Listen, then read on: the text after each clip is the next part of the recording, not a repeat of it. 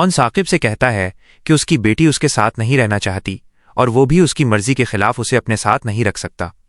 ये सुनकर साकिब चौंक जाता है और बड़ी समझदारी से ऑन के कंधे पर हाथ रखकर समझाता है कि तुम्हारा मुझ पर बहुत बड़ा एहसान है, तुमने मुझे रुसवाई से बचाया है, वरना मैं जमाने को मुंह दिखाने के लायक न रहता।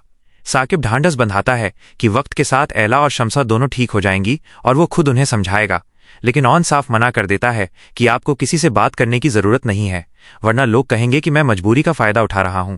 दूसरी तरफ आरिफा शमसा को नीचा दिखाने का कोई मौका नहीं छोड़ती और जानबूझकर उसके पास जाकर तालियां बजाते हुए कहती है कि तुम्हें अपनी बेटी के लिए ऑन के अलावा कोई और लड़का नहीं मिला था, तुमने अपनी बेटी को एक कुएं से निकालकर दूसरे कुएं में डाल दिया, मुझे तो तुम्हारी परवरिश और फैसलों पर हैरानी होती है।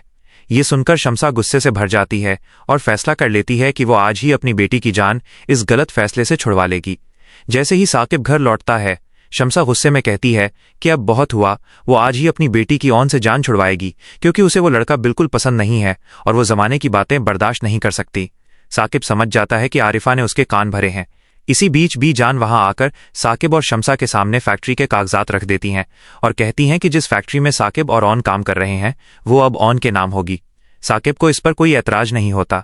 जब ऑन कहता है कि इसकी जरूरत नहीं थी, तो बीजान कहती हैं कि शमसा को काबू करने और उसकी नीयत बदलने का यही एक हल है ताकि कोई उसे कमतर न समझे।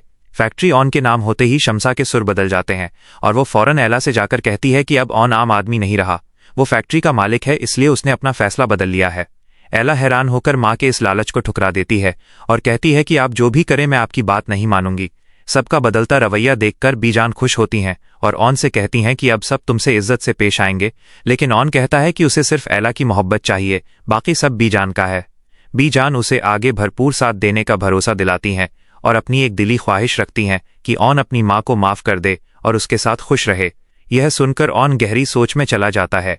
कहानी में ट्विस्ट आ चुका है, अब देखना यह है कि क्या ऑन एला का दिल जीत पाएगा और क्या वो अपनी माँ को माफ कर पाएगा। रास्ते में रुकावटें बहुत हैं, लेकिन ऑन भी किसी से कम नहीं। उम्मीद है आपको ये स्टोरी पसंद आई होगी। ऐसी ही और अपडेट्स के लिए हमारे YouTube चैनल को सब्सक्राइब करना हरगिज न भूलें।